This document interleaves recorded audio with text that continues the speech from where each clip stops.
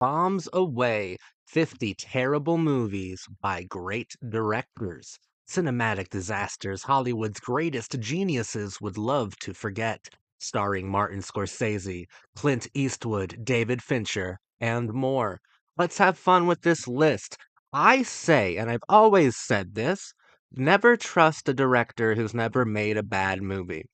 Never trust an artist who's never painted a shit painting. Never trust a writer without a terrible book. I think there's a lot to be learned about art, especially about cinema, by examining the failures of great artists and directors. I think that failures have just as much to say as successes do. At number 50, we have Renaissance Man, directed by Penny Marshall. I don't think she's a good filmmaker anyway, not really. Renaissance Man, I don't hate it. It's fucking dumb. It's dumb, but so are almost all of Penny Marshall's movies. I don't know what's uniquely worse about Renaissance Man when compared to Penny Marshall's larger body of work. So, yeah, take that, Penny Marshall. The Fountain, directed by Darren Aronofsky.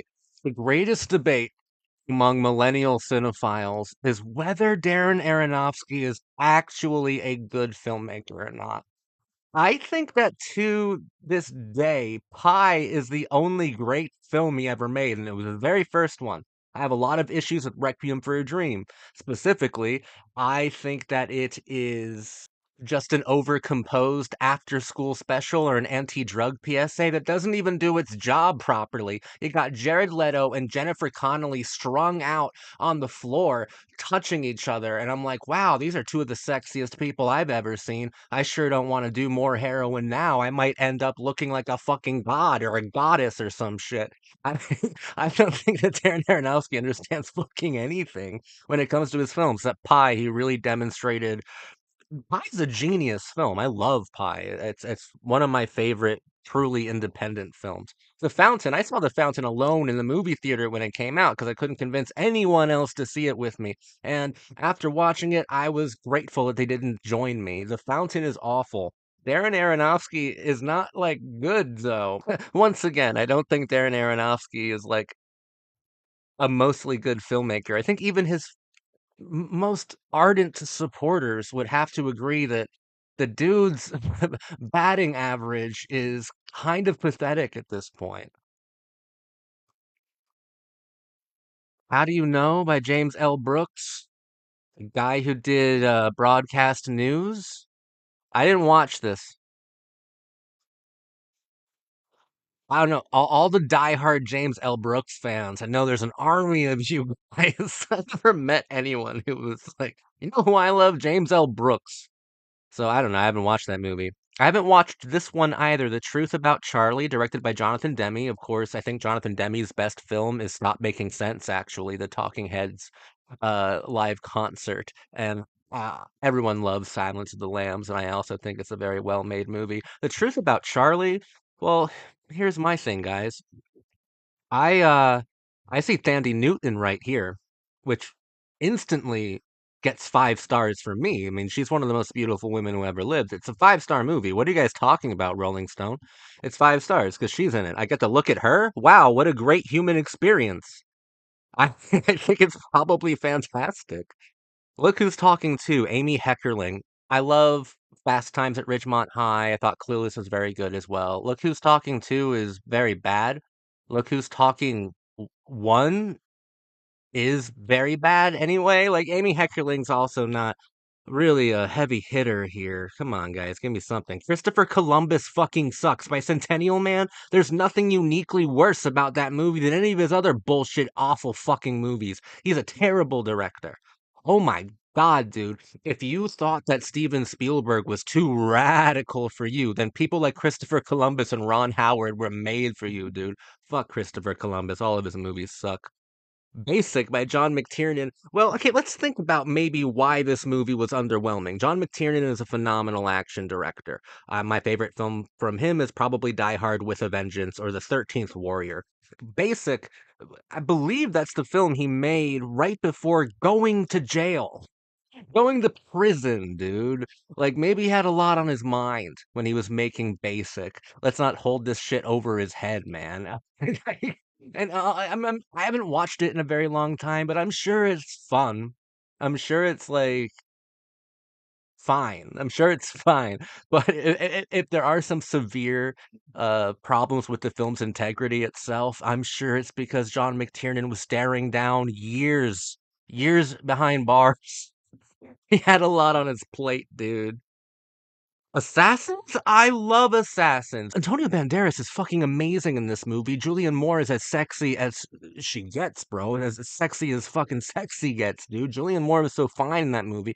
And Stallone actually provided the film with a cripplingly effective amount of pathos. And the action was so cool, whatever. But Assassins, I think that's my favorite thing Donner ever did. And the Wachowskis wrote it. Like, there's a lot of greatness behind Assassins. It is so fucking cool. I'd love to analyze it because the dynamic between these two should be studied. It is so fascinating to interact with.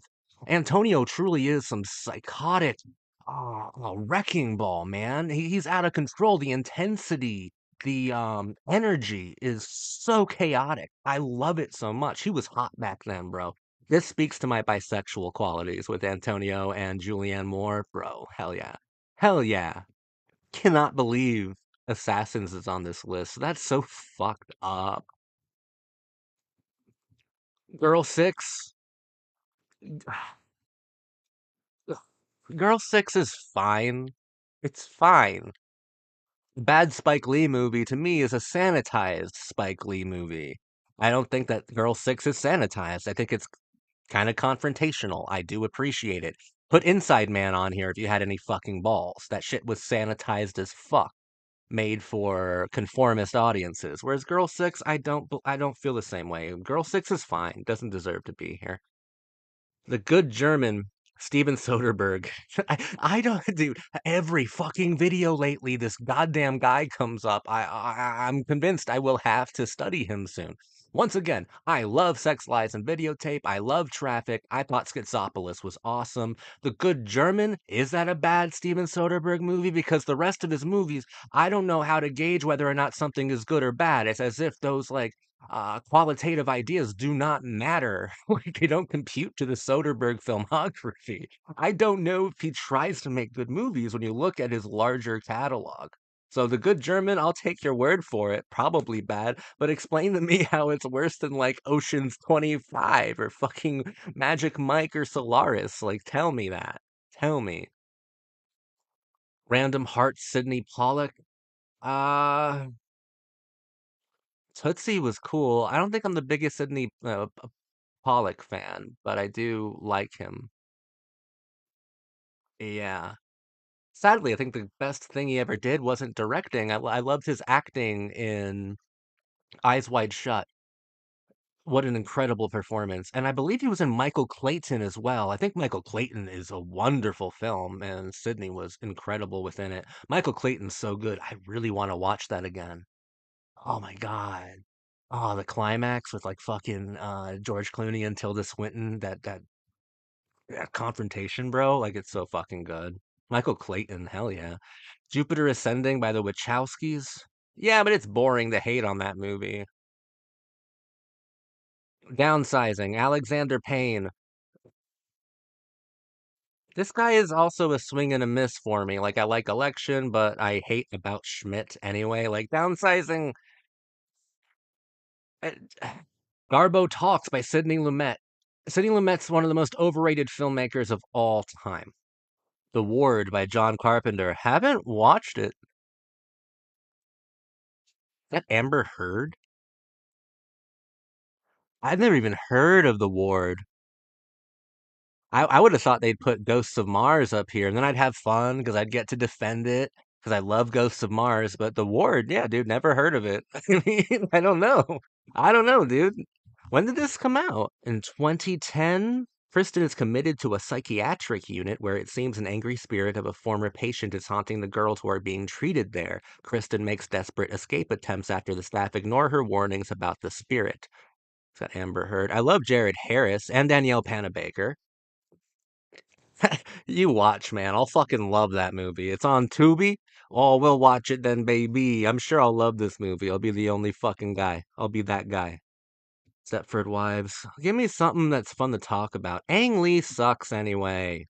Billy Wilder? I haven't seen Buddy Buddy. I'll take your fucking word for it, though. My favorite Billy Wilder film, let's speak properly, is Some Like It Hot and Double Indemnity. Goya's Ghosts. You know what? I fucking liked this movie. Fuck you. His best movies are One Flew Over the Cuckoo's Nest and then, well, it's just One Flew Over the Cuckoo's Nest, but The People vs. Larry Flint is also excellent. Sphere by Barry Levinson. Maybe Michael Crichton ripped off Solaris. I don't know who ripped off Solaris. Someone ripped off Solaris. And Sphere with Dustin Hoffman, Sharon Stone, Liev Schreiber, and Samuel L. Jackson feels a lot like Solaris, but it's better than the Soderbergh Clooney remake. Sphere I thought was fine. I thought it was certainly on par with films like Diner and Sleepers and a lot better than Rain Man. So, no, I don't think this is a bad film. Not necessarily. I think there are some really good parts, actually.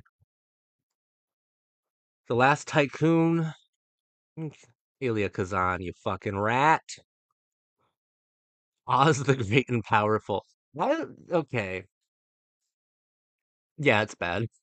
It's bad, and like nothing could save it. You guys know I'm a simple man with simple needs, and Michelle Williams, like my ultimate waifu, could not save this movie for me. It was just entirely unenjoyable. Oh, I'm sorry, Michelle Williams. I'm sorry. Breaks my heart to have to say you're in something that wasn't good. Beyond Therapy, Robert Altman. I didn't watch it. My favorite Robert Altman movie is Gosford Park, and I also love Shortcuts, for the record. Pocketful of Miracles. That movie fucking rips, bro. Pocketful of Miracles by Frank Capra is actually a remake of Lady for a Day from like 33, I believe, or 31. I don't remember. It's one or the other. But Pocketful of Miracles is excellent. Glenn Ford is so fucking good in that, dude. Eddie Davis is excellent. Okay, Pocketful of Miracles is fucking beautiful. I love that film. I don't know why we're using a black and white picture, Rolling Stone. Frank Capra only made two color films. One was Shot in the Head, or A Hole in the Head. Sorry, A Hole in the Head, starring Frank Sinatra and Carolyn Jones, the original Morticia Adams. Oh my God, I love her to death. Anyways, he only made two color films. One was that one, and the other was Pocketful of Miracles, and it was excellent, dude. It was so good. It's an excellent example of a director remaking his own film, and the original was such an important film within the career, the artistic vision of Frank Capra, because A Lady for a Day is the first time he saw the true power of film, especially when it has a sort of virtue that it's very proud of displaying and conveying to an audience. Like Lady for a Day spoke to the depression era anxieties with extreme clarity. I thought Pocketful of Miracles was excellent, and it also lets us watch Capra as he kind of ruminates and reminisces over his own artistic career and process. Wild Wild West. Yeah, it's notoriously bad. I think it gets a little bit too much hate because the climate that we live in today, I'd do anything for just some stupid fucking blockbuster that's just supposed to be fun. I'd give anything to go back to the days of Wild Wild West, honestly. Phobia by John Huston. Um, I'm not very familiar with the film. My favorite thing that John Huston directed was The Misfits, followed very closely by The Treasure of the Sierra Madre. I think he's an excellent director, though. The Wings of Eagles? Oh, it's just fucking boring. It's pretty bad. My favorite John Ford film is probably The Searchers. The 1517 to Paris. I didn't watch it. I haven't watched quite a few of these, I guess. Clint Eastwood, though, not a director that I really am interested in watching. I think he's kind of a boring filmmaker. Very interesting screen persona, but a boring filmmaker. Joan of Arc by Victor Fleming. I love Gone with the Wind, but I don't even consider that a true Victor Fleming film. The film went through so many different directors during its like production nightmare. Uh, if anyone can truly be credited with directing Gone with the Wind, it's a producer as director film. That's why every time I talk about Gone with the Wind, a film that I love very much, I call it a David O. Selznick film because he's truly the visionary behind it. So even the laurels that Victor Fleming's name is standing upon or stands upon, I think are founded in falsehood because I don't think he actually directed his one of his most known films. So or I don't think he actually had that much control or input over it. Gone with the Wind belongs to David O. Selznick. Now, Joan of Arc, I thought was fine. But then again, Ingrid Bergman had such a power over the screen and over the viewer that she was captivating no matter what and elevated even the lesser films that she appeared within. Juno and the Paycock by Alfred Hitchcock. Well, I didn't watch it, but I can think of quite a few bad Hitchcock movies. This seems like a boring one to include. Who has watched this? Who has seen this movie? Death Becomes Her. Hey, I think this is a hot take from Rolling Stone and one that I agree with. Death Becomes Her is like a huge cult classic, right? Speaking of Ingrid Bergman, her daughter Isabella Rossellini. Oh my God, and Death Becomes Her. I love her. She's the best part of the film, but she's only in it briefly. But God, most people love this movie. I'm with Rolling Stone. I think it's bad, but I think Robert Zemeckis is fucking terrible. He's another one who's like, is Spielberg too confrontational for you? You want something a bit easier to digest? Try out Forrest Gump. Forrest Gump is one of the worst movies I've ever watched. I think the only Zemeckis film I kind of like is What Lies Beneath. And so far as his larger career goes, he had a lot to do with Dark Castle in the beginning, and a lot of I love every Dark Castle film. So every Dark Castle film he was involved with as a producer or as an executive producer, I think was wonderful. Like right behind me, his name is right there as a producer for House on Haunted Hill. So I don't completely hate him. I just maybe don't like him as a director. A Good Year, directed by Ridley Scott. Ridley Scott's made a couple very bad movies. Alien 3 by David Fincher, absolutely agree. It's fucking awful. It's it's such a terrible movie. I hate it. And the assembly cut doesn't matter, you nerds. Alien 3 is bad no matter how you look at it. And it's not just bad because of studio interference. It's bad because David Fincher, his composition just sucked. His ideas sucked and he didn't have any goddamn confidence. You know what? I think even his music videos were kind of boring. But by the time Seven came around, he was very good at popular filmmaking. I love Seven, and Fight Club's okay, and The Social Network's excellent, and Panic Room was fun. Jade, William Friedkin. Oh, I didn't hate this. I think this gets a bad rap, dude. Club Paradise, directed by Harold Ramis. I don't care about Harold Ramis. The Ice Harvest was really bad, though. I'll take your word for it that this is worse. I don't know it. Junior by Ivan Reitman. Once again, another Wild Wild West situation. I wish I lived in a world where stupid fucking movies were made, where they could take a lot of chances, where they could just be stupid and absurd. Junior sucks, yeah, absolutely. But, ah, this makes me nostalgic looking at his little belly. Don't you want to rub Arnold's little pregger's belly? Come on, bro. Danny DeVito was into the M-Preg. Anyway. Boxcar Bertha's cool, dude. Martin Scorsese, when I saw his name up there, I thought almost certainly it'd be like New York, New York, or Cape Fear. So I would call those movies like bad. Boxcar Bertha, under the circumstances, was very good. It's one of the best, like, Roger Corman produced films. You know, and you have to rate it differently. Let's not compare Boxcar Bertha to Taxi Driver or Raging Bull.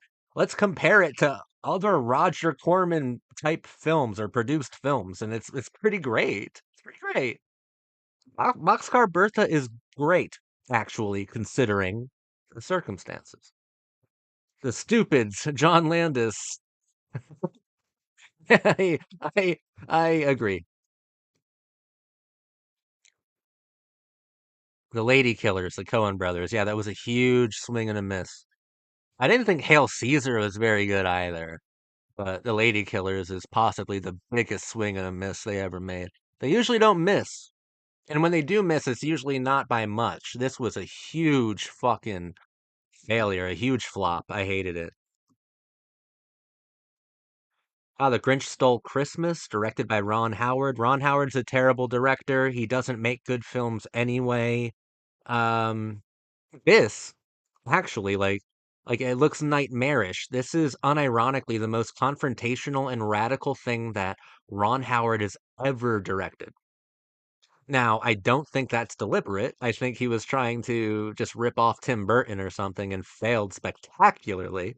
But as it stands, How the Grinch Stole Christmas, starring Jim Carrey, is probably the most interesting thing Ron Howard ever made. He's boring. He's a situation where is Spielberg too exciting for you? Try out Ron Howard. Do you have a heart condition?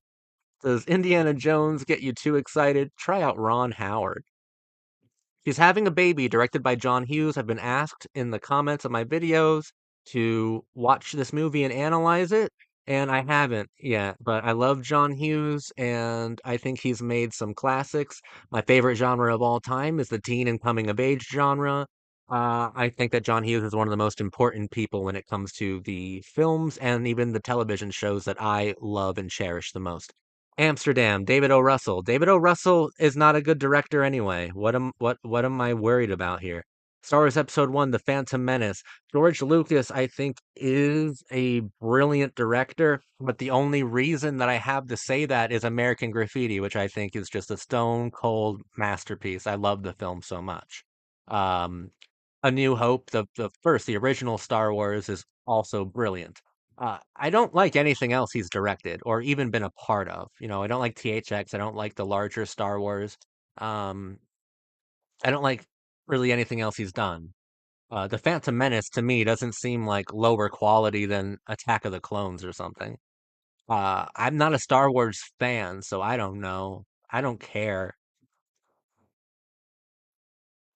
Piranha 2, The Spawning. This doesn't count. This was hardly Cameron's film, dude. This is his first, like, this is like another Boxcar Bertha scenario, man. It's not fair. And it's boring, dude. Don't make lists boring. If you're gonna put Cameron or Scorsese on here, say something that'll, ignite some emotion, spark some feedback, for me, the reader. Like, what am I gonna say to Piranha 2 The Spawning? Like, yeah, you're right, it wasn't good. But if you said something like, I don't know, The Abyss, oh, we could have discourse on that. And you could probably provide decent arguments for why it might be bad. Or for Scorsese, you could have said Cape Fear, and we could have discourse on that, right? Piranha 2, The Spawning, I don't even think he was that involved with the filmmaking process either. I think that there were a lot of there was a lot of difficulty with him maintaining creative control over the project. And the fact that I'm even saying creative control when it comes to Piranha 2, The Spawning is a fucking joke and a half. I think even he would truly consider The Terminator his very first film, probably. Planet of the Apes, directed by Tim Burton. I probably have to agree on this one. It's really bad. I love Tim Burton, but it's a fascinating failure to engage with. It's still a really interesting failure. It's not a good movie by any means, but this is like what I was talking about at the beginning. You could learn just as much from about Tim Burton as an artist and about his personality and his psychology from a failure like Planet of the Apes as much as you can from a success like Edward Scissorhands. So, and does this mark the first time that Helena Bonham Carter worked for him? I believe so, which makes Planet of the Apes one of the most significant films in his entire repertoire. Psycho, directed by Gus Van Sant. People love to make fun of this film. I think there are a lot of interesting discussions that could possibly be had about it. Uh, Gus Van Sant, it's probably his worst film. I'm not happy about saying that, but it probably is. But it should speak volumes to Gus Van Sant as a filmmaker that what could easily be considered his worst film, by and large, is still far more interesting to talk about than most directors' best films, right? Actually, did he make Finding Forrester? Because that is such a terrible fucking movie. That is so conformist that I want to vomit simply thinking about it. Such a sanitized film.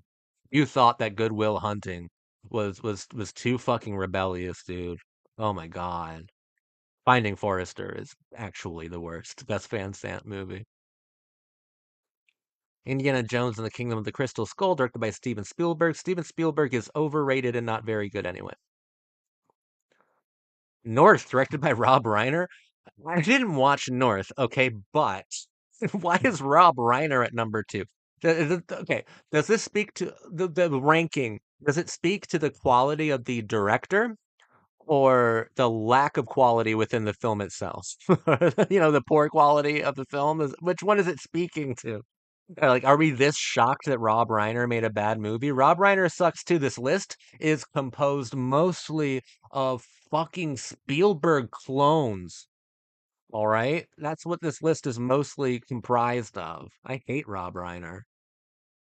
Number one, Jack, directed by Francis Ford Coppola. This list was boring. This list was just taking all the easy shots, man. Come on, this shit's boring. Like, oh my God, whatever. Francis Ford Coppola fell off, and he fell off in a huge way while making Apocalypse Now. I think in a film like The Outsiders, which I also love, he attained some level of brilliance. Again, like you see glimpses of genius within his work after that. There are glimpses of genius within Dracula. There are glimpses of genius within Rumblefish as well. There are glimpses of genius in a lot of different places, but he struggles to maintain his vision throughout it, maintain the integrity and dignity of his films throughout the rest of his career because he threw out his artistic back and lost his fucking mind while making Apocalypse Now his last true and final masterpiece. He fell off a long time ago. Jack, um, the reason why it's uniquely bad is because it's uniquely outlandish, like the very premise of the film. And Robin Williams just saccharine, completely nauseatingly hypersensitive performance, and the film is just so hypersentimental that it becomes pornographic within its sentimentality. Fucking hate that. But this is just such an easy fucking thing to make fun of, dude. Like it's no goddamn fun at all. Man, that's it.